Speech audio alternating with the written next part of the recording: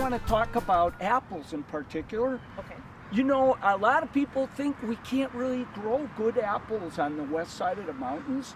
But the west side of the mountains were where all the orchards were from about the 1880s till the 1920s, you know. Yeah, I have a ton of orchards in my neighborhood. And it's so fun to grow your own homegrown fruit. What could be better than that? That's true. But there are some things we have to think about.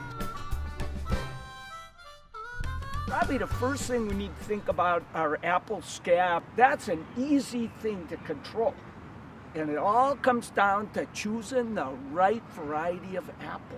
Oh, the right tree for the right environment. That's right. So it just so happens, you know, these extension services from colleges, what they've been doing is they've been doing tests to find out which apples are resistant to apple scab. So there's a whole bunch of great apples. I have a couple at my house. So Liberty, oh, that's a terrific tasting apple. Totally immune to apple scab. And there's Akani. I even like that one better. Akani? Yeah. First time I ever bit an Akani apple, I used to have straight hair. It's been curly ever since. That's how good that thing tastes. You know, there's all about fruit shows you can go to, so you can actually taste the apple, see which one you like of the resistant variety. I like that. It's really great.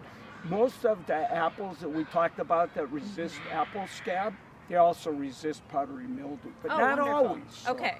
So it's good to check when you're buying It's really that tree. good to check. Yeah, you betcha.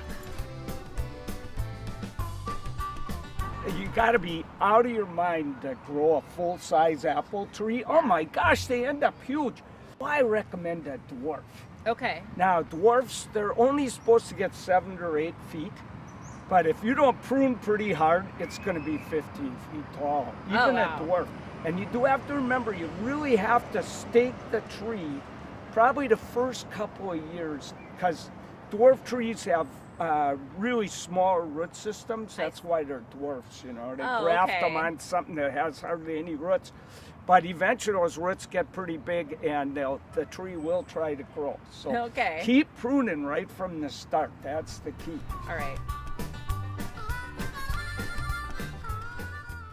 So I know at our house we have blueberry bushes and we want to have 2 of those so there's cross-pollination. Is that something you need for apple trees or do they self-pollinate? Oh yeah, you betcha.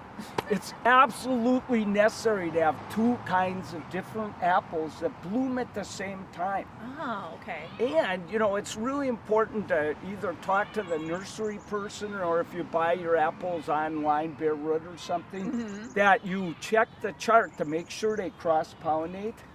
Because apples are not self-fertile, most of them. A few set some fruit, but you'll get way better fruit and a lot more if you have 2 different kinds. Okay. You know, for 1 apple, a bee has to hit a flower of a different kind of apple tree, then hit this flower on this apple tree 30 times.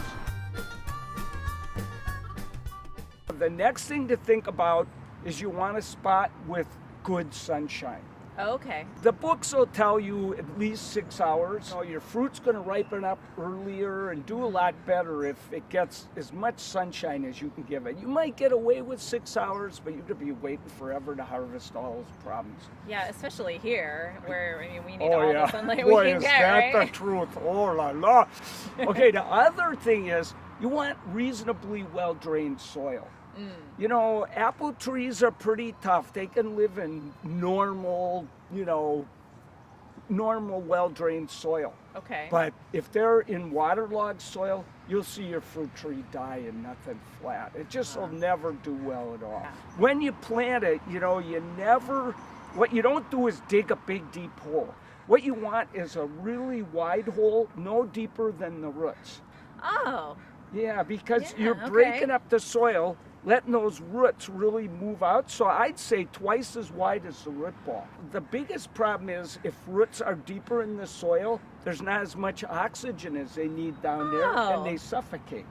Okay, that makes perfect sense. Yep. So don't suffocate your tree. No, don't let that happen, whatever you do. Well, gosh, thank you so much, Cisco. I feel really well equipped to go buy my apple tree and know how to plant it and hopefully have some delicious fruit in the years to come.